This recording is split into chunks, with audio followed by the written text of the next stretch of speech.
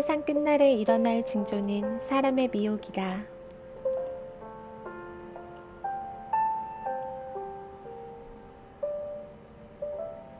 주님께서 말세의 징조들 중에 가장 먼저 언급하신 것이 사람의 미혹이다. 구약 성경에도 미혹이 21회 기록된 것으로 보아 미혹은 어느 시대에나 있었다. 구약에서 미혹은 주로 이방 신들에게 빠져 음행하도록 하는 것이었다. 또한 백성을 잘못 인도하는 것, 허탄한 것이나 죄악과 거짓에 빠지는 것을 의미했다.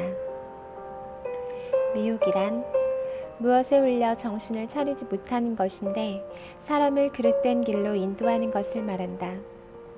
팩트와 페이크는 쉽게 오갈 수 있다. 신약 성경에서 미혹은 37회 기록되었고 범위도 확장되었다.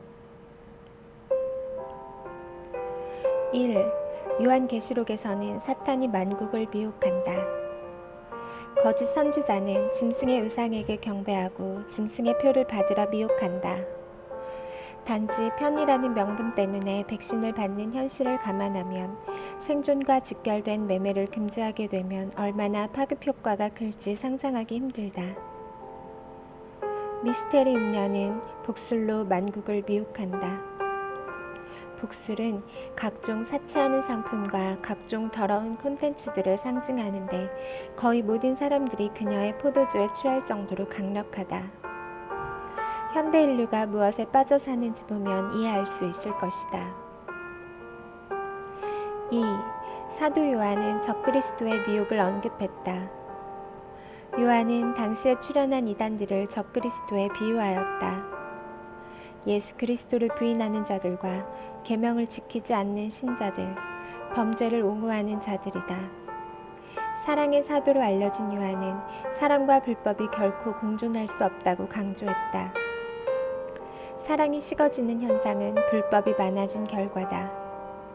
불법이란 죄와 부도덕성을 나타내며 성경적 가치 기준이 상실되어 신앙이라는 이름으로 교회를 부패시키고 혼란케 하는 온갖 방종을 의미한다. 3.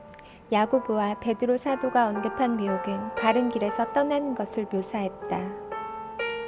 야고보는 욕심에 이끌려 미혹을 받는다고 말했다. 현대 신자들은 돈에 이끌려 미혹을 받는 형국이다.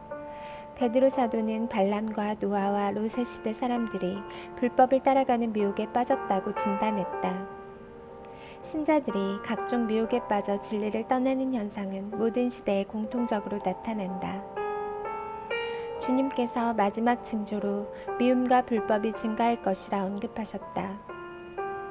그리스도인이 하나님을 거역하는 세상으로부터 미움을 받는 것이 어쩔 수 없지만 신자들이 서로 미워하는 것은 도저히 이해되거나 용납될 수 없는 일이다. 4. 바울이 기록한 미혹은 각종 죄를 범하고도 하나님의 나라를 유업으로 받을 것으로 생각하는 자들에 관한 것이다. 불의한 자가 하나님의 나라를 유업으로 받지 못할 줄을 알지 못하느냐? 미혹을 받지 말라. 우상 숭배하는 자나 간음하는 자나 탐색하는 자나 남색하는 자나 도적이나 탐욕을 부리는 자나 술 취하는 자나 모욕하는 자나 속여 빼앗는 자들은 하나님의 나라를 유업으로 받지 못하리라. 그러나 현대 교회의 대다수가 이 미혹에 빠져 있다. 5. 세상 끝날에 일어날 징조는 사람의 미혹이다.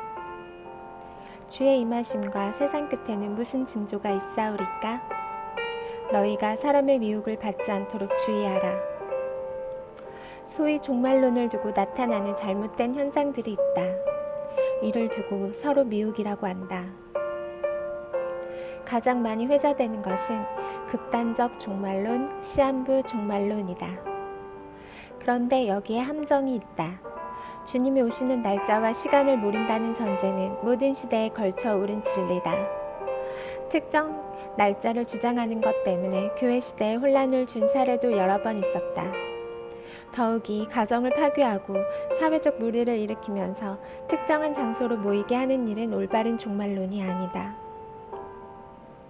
이스라엘 나라를 회복하심이 이때니까 때와 시기는 아버지께서 자기의 권한에 두셨으니 너희가 알 바 아니요. 이스라엘이 회복된 지 70년이 넘었고 이 말씀을 언급하신 지도 2000년이 지났다. 아직도 이 말씀을 기준으로 삼는 이들도 있다. 예언이란 시간이 되면 성취되고 새로운 기준을 수립하는 과정을 이해하지 못한다. 주님께서 때에 맞는 양식을 주라 하셨다. 충성되고 지혜 있는 종이 되어 주인에게 그 집 사람들을 맡아 때를 따라 양식을 나눠줄 자가 누구냐? 때에 관련한 미혹에는 두 가지 상반된 견해가 있다. 첫째는 특정한 날짜를 알 수 없으며 이를 언급한 것은 미혹에 해당된다는 견해다. 이 문제 때문에 시한부 종말론자라는 용어가 등장했다. 둘째는 반대 개념의 미혹이다. 주님이 오시는 것에 너무 관심을 갖지 말라는 미혹이다. 만일 그 악한 종이 마음에 생각하기를 주인이 더디 오리라 하여 이 또한 미혹이다. 극단적 종말론이 문제일까? 그렇다면 소극적 종말론은 좋은 것일까? 무종말론 삶은 하나님께서 기뻐하시는 모습일까? 현대신앙에 두 가지 특징이 있다. 첫째, 사랑과 은혜의 복음 안에서 불법과 도덕적 타락을 관용하는 것은 사람의 교리다. 둘째, 근본주의적인 신앙의 태도를 버리고 중도적 가치로 이동하라는 설득이다. 그 결과로 나타난 교회의 모습이 미지근한 라우디게아 교회다. 모든 교회가 한 가지라도 칭찬을 받지만 이 교회의 특징은 칭찬받을 요소가 하나도 없다.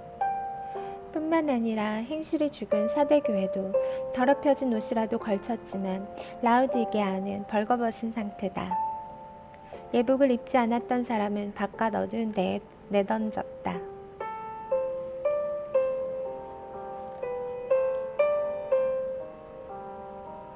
현대 신앙의 특징은 신앙과 종말론을 중간지대로 이동시킨다. 중간이 좋은 것이라고 설득한다. 빛과 어둠이 공존할 수 있다는 생각이다. 이런 현상에 따른 결과는 더 치명적이다. 예수님은 당대 종교 지도자들로부터 미혹하는 자라 비방을 받으셨다.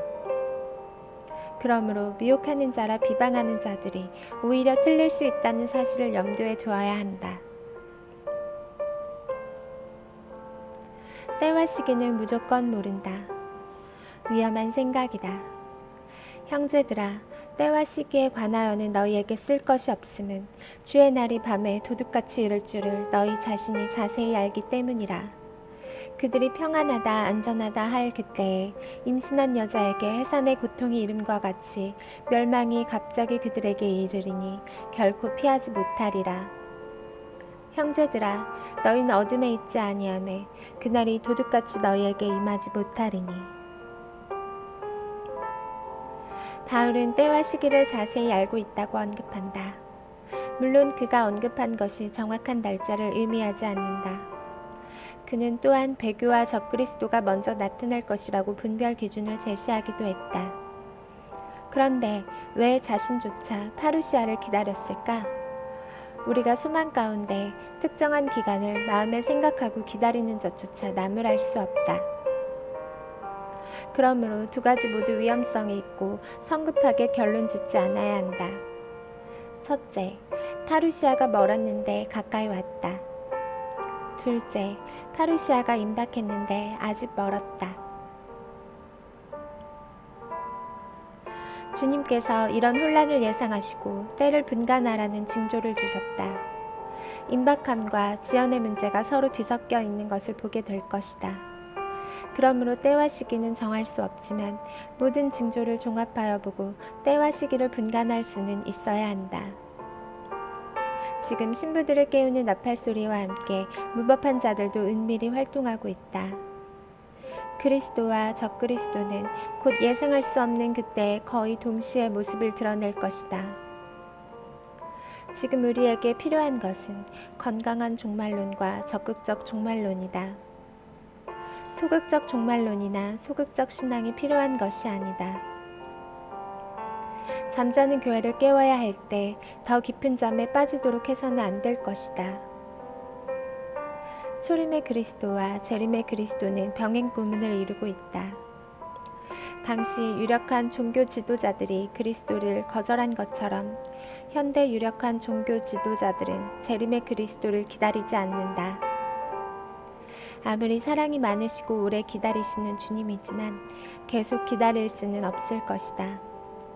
신부들의 원성도 들으셔야 하고 하나님을 무시한 자들도 심판하셔야 한다. 그러나 도중에 포기하지 마십시오. 때가 되면 추수하는 시기가 옵니다. 준비된 상태로 있으십시오.